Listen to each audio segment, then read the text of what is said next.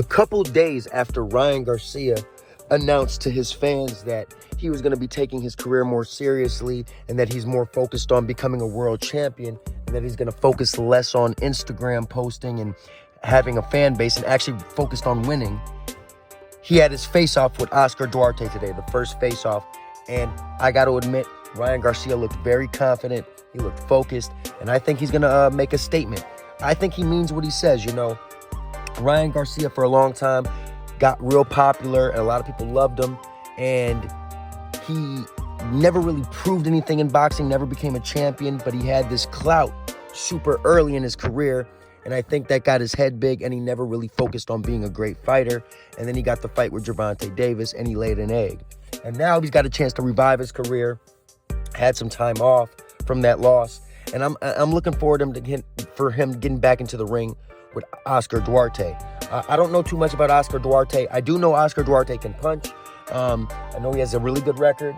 And I know that this is a good proving fight after the Gervonta Davis fight for Ryan Garcia to see where he's at after that loss from a mental standpoint. This is a very good comeback fight, and I'm looking forward to it.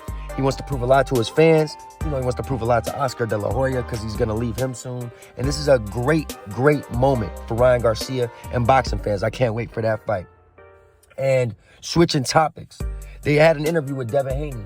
And they asked Devin Haney about Naoya Inoue. And I don't like Devin Haney. Let me just be the first to say that, because Devin Haney is a deceiver. He lies to his fans and makes people think that he's this great champion, and makes people think that he is not a person that is hiding from Shakur Stevenson or Gervonta Davis, and that they're hiding from him.